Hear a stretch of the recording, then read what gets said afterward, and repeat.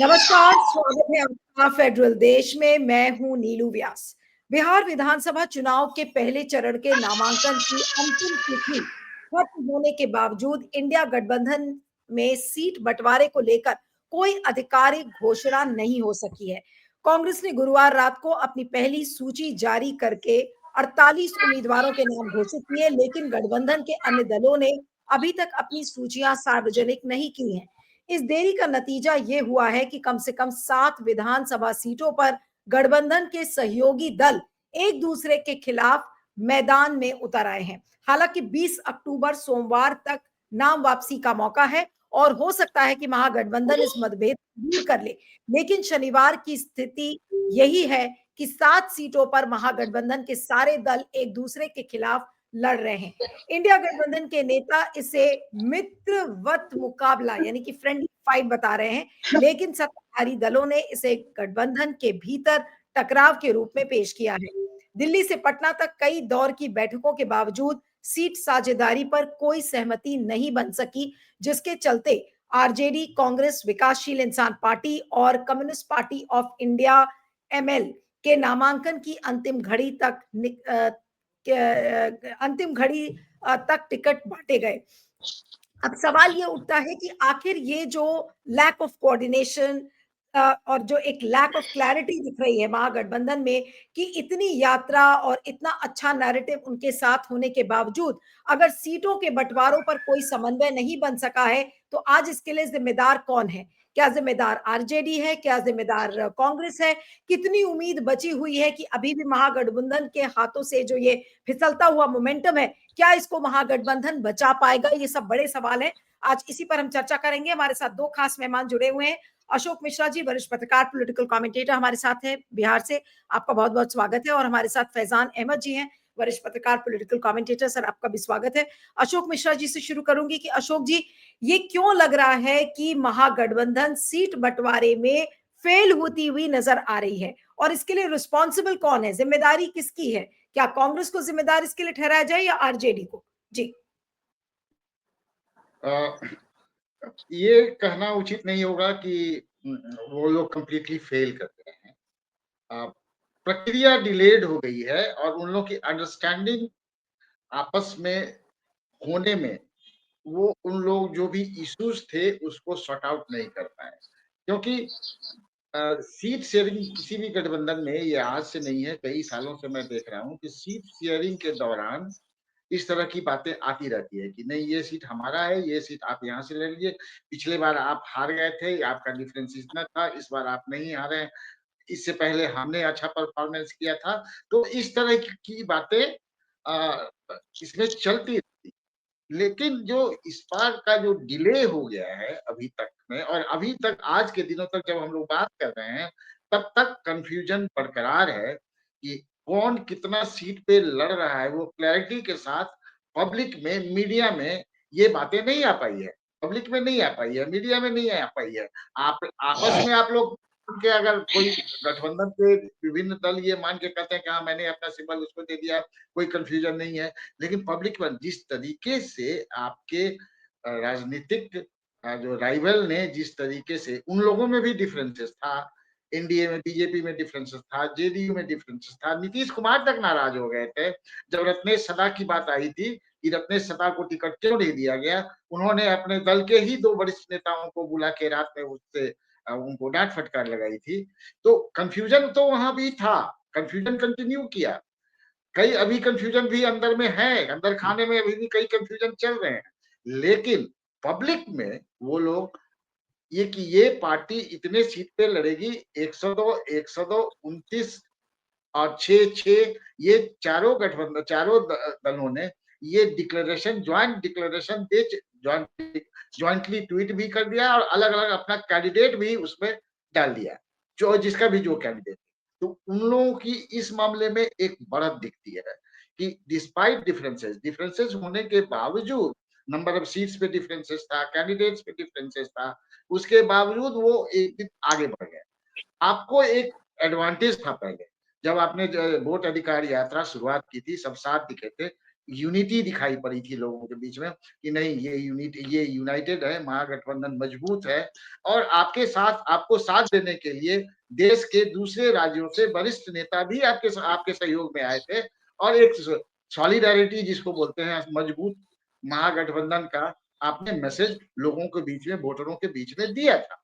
अब उस मैसेज का ही असर कहिए कि ठीक है, मेरा स्ट्रॉन्ग पॉइंट बन रहा है, मेरा स्ट्रॉन्ग होल्ड हो गया बन रहा है, तो मैं ज्यादा लड़ूंगा, इनको कम लड़ना चाहिए, इनको हमको हमको ज्यादा सीट चाहिए।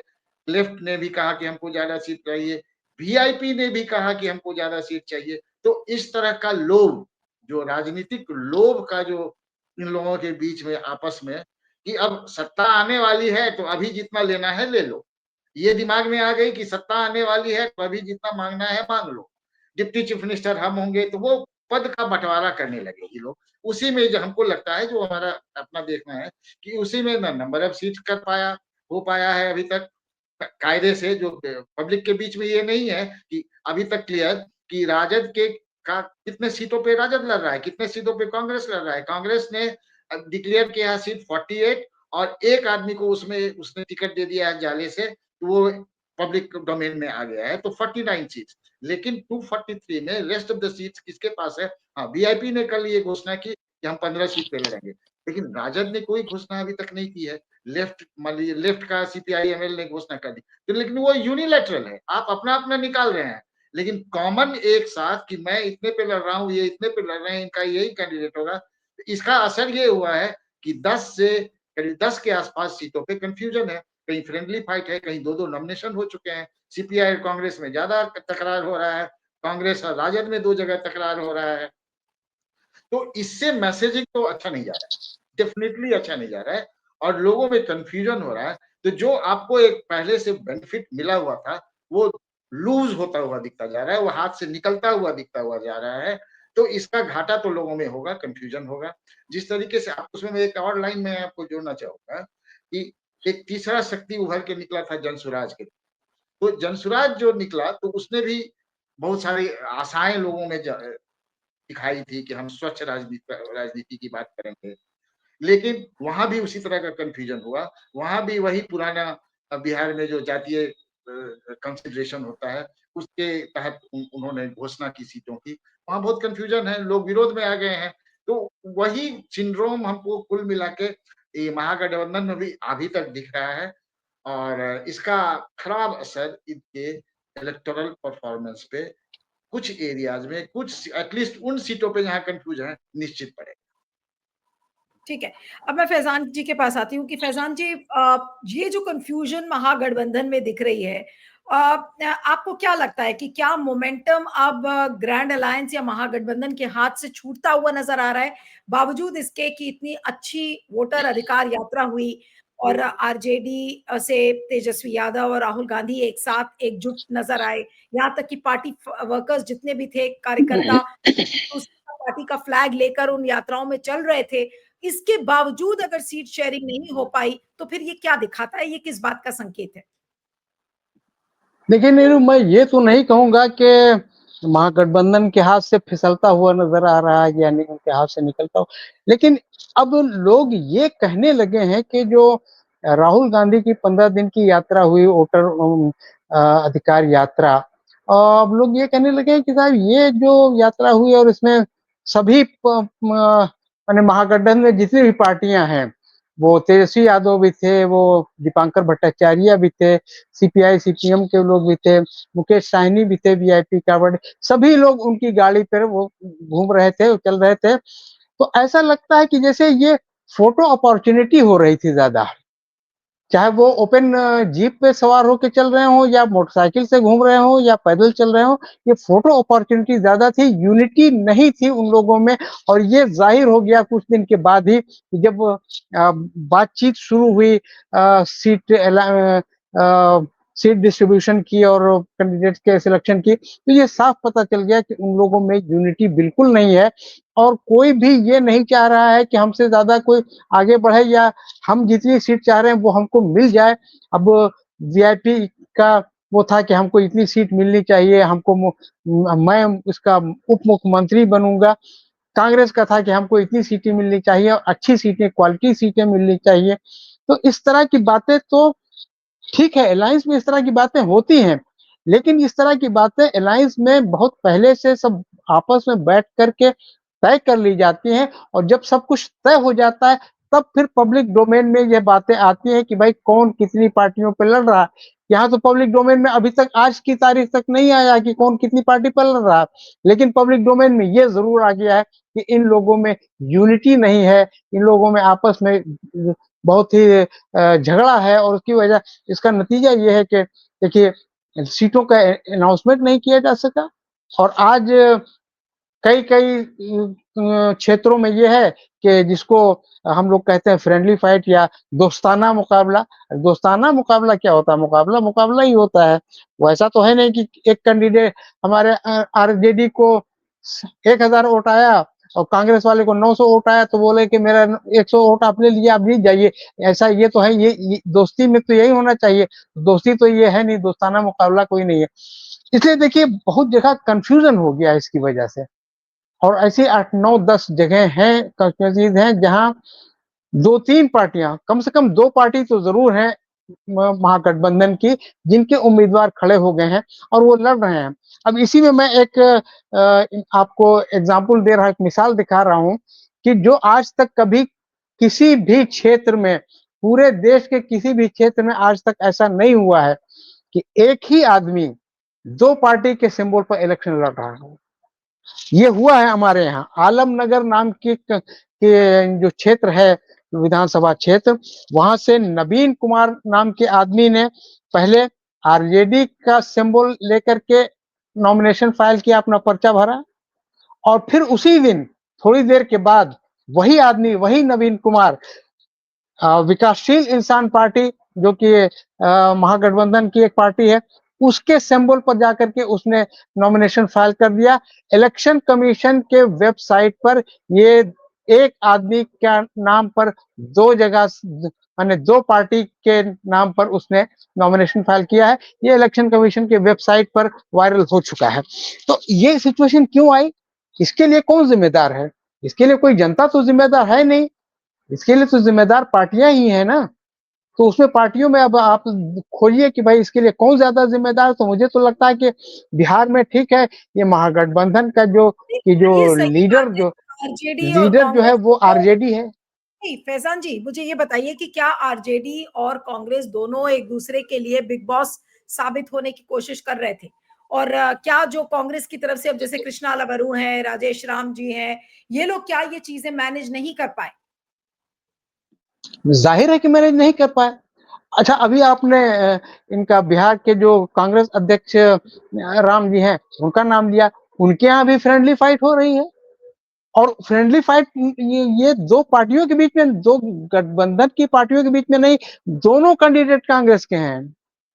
कांग्रेस अध्यक्ष भी कांग्रेस के टिकट पर ही है और वहां से जो दूसरे कैंडिडेट खड़े हुए हैं, वो भी कांग्रेस के ही हैं और दोनों में फाइट हो रही है। अब बताइए इसको हम फ्रेंडली फाइट कैसे कहेंगे?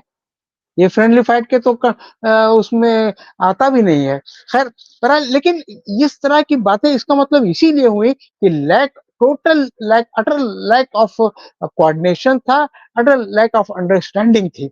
इसीलिए ये होता रहा और आखिर आखिर दम तक जो ये लोग आखिर समय तक सीट अलायंस की बात करते रहे, वो कोई फाइनल बातचीत नहीं हो सकी, उसमें कोई फाइनल फैसला नहीं हो पाया कि कौन पार्टी किस सीट पर लड़ेगी, कितनी सीट पर लड़ेगी। ये अभी तक जिसको कहें कन्फ्यूज़न, वो कन्फ्यूज़न अभी बरकरार है। और एक चीज़ नीरू जी मैं ये यहाँ पर ये ज़रूर कहना चाहूँगा कि जहाँ भी इस तरह के फ्रेंडली फाइट होती हैं, उसमें फ़ायदा रूलिंग अलायंस को होता है वहाँ। ठीक है, अब मैं अंत में अशोक जी से पूछूँगी कि अशोक जी आप क्या कहेंगे? क्या उम्मीद बची हुई है या महागठबंधन ने वाक़ई में जो ज़मीन के नीचे से जो पैरों के नीचे से ज़मीन खिसकने वाली बात होती है, वो एक तरीके से हो गई है, बावजूद इसके कि नैरेटिव उनके साथ था, एंटी इनकम्बेंसी थी, लेकिन फिर भी एक तरीके से ग्रैंड अलायंस अभी फ़िलहाल उसका पलड़ा भारी नज़र नहीं आ रहा है, उसको एडवांटेज नहीं है किसी भी ढंग से, सिर्फ इसलिए क्योंकि सीट शेयरिंग में वो फेल हो गए? ये निश्चित तौर पे उनका ये इनिशियल लॉस दिख रहा है हम लोगों को, सारा लोग, क्योंकि आपने वो पहला नैरेटिव यूनाइटेड अपोजिशन बन के जनता के सामने में आप नहीं आ पाए कि वी स्टैंड यूनाइटेड, ये दिखाने में ये लोग असफल हो गए हैं अभी तक, और ये कंटिन्यू करेगा। अगर विथड्रॉल कर जाते हैं, फिर ज्वाइंट प्रेस कॉन्फ्रेंस करते हैं या मीडिया में जाते हैं या लोगों के बीच में आते हैं, कहते हैं कि नो, ये लिस्ट है हमारा फाइनल, लेकिन ये इनिशियल एडवांटेज तो एनडीए ले चुका है। Despite differences and bargaining among them, they arrived at 243 seats पे वो लोग अपना नंबर ऑफ सीट्स और कैंडिडेट्स घोषणा करके वो एक एज ले चुके वो एक बार। अब आप पीछे से उनको चैलेंज करने पे लगे हैं, जो पहले आप आगे चल रहे थे वो आप पीछे हो गए, बिकॉज ऑफ ये एम्बिशन हो गया। जहां देखा कि वोटर अधिकार यात्रा में रिस्पांस लोगों का मिला है, माहौल बन रहा है, एनडीए के खिलाफ बन रहा था, तो इनको लगा कि तो राज सत्ता आने वाला है, तो सत्ता के लोभ में ये सारे सत्ता के लोभी, मैं ये कहूंगा कि ये सारे दल सत्ता के लोभ में अपना बना बनाया इसको उजाड़ दिया इन लोगों ने। और उजाड़ने अभी, हाँ, ये कहना थोड़ा ये होगा कि ये उजड़ चुका है, अब इसमें संभलने की संभावना नहीं है, ये अभी आज के दिनों में कहना ये, क्योंकि इवेंचुअली ये जो बिहार की का जो वोटिंग होता है वो जाति पे होता है, तो वो फिर कास्ट कॉम्बिनेशन बनेगा, लोग जाएंगे, सबका अपना अपना इक्वेशन है, फॉर्मूला है cost. I think connection cut गया है। मैं फैजान आपके पास आती हूँ। अभी कास्ट कॉम्बिनेशन की बात हो रही थी, तो जो कांग्रेस की जो पहली लिस्ट आई है उसमें भी लोग ये कह रहे हैं कि बहुत सारे अपर कास्ट के लोगों को टिकट दिया गया है। तो कहीं ये तो नहीं कि ये जो ओबीसी पिछड़ा वर्ग, अति पिछड़ा वर्ग, जो नैरेटिव सोशल जस्टिस का लेकर कांग्रेस आगे चल रही थी, क्या उस नैरेटिव में भी कांग्रेस क्या फेल होती हुई नजर आ रही है? क्योंकि कहा जा रहा है कि बहुत सारे अपर कास्ट लोगों को वोट दिया गया, टिकट दिया गया है। नहीं, ये सही है, और सिर्फ महागठबंधन ही नहीं है, सिर्फ आप कांग्रेस की बात नहीं कह सकते हैं, आप दूसरी तरफ भी देख लीजिए, एनडीए में भी देख लीजिए, चाहे बीजेपी हो चाहे जेडीयू हो, सबने अपर कास्ट के लोगों को, खासतौर से राजपूत और भूमियार, ये दो अपर कास्ट को ज्यादा अपने उम्मीदवार बनाए हैं। इसी तरह से कांग्रेस ने भी यही काम किया है। आरजेडी का ठीक है, अपना एक वोट बेस है यादव का और मुस्लिम का और ओबीसी का, तो वो उस पर ज्यादा उसने फोकस किया है। लेकिन कांग्रेस को लगता है कि शायद हम अपना पुराना वोट बैंक जो हमारा है अपर कास्ट का, उसको हम वापस ले सकते हैं, उसको ले सकते हैं। तो इस लालच में शायद या इस उम्मीद में उन लोगों ने अपर कास्ट को ज्यादा अपने उम्मीदवार बनाए हैं। इसी तरह से बीजेपी का तो मानती है कि वो अपर कास्ट उसका वोटर है, तो खासतौर से भूमियार, वो उसका वोटर है। तो इसी तरह से उन लोगों ने भूमियार को किया है। जेडीयू की तरफ से देखिएगा कि कुशवाहा उम्मीदवार ज्यादा बनाए गए हैं, इसलिए कि जेडीयू का वोट बैंक या कॉन्स्टिट्यूएंसी जो है वो कुर्मी है, लेकिन कुर्मी का नंबर कम है, पॉपुलेशन कम है, कुशवाहा का पॉपुलेशन ज्यादा है।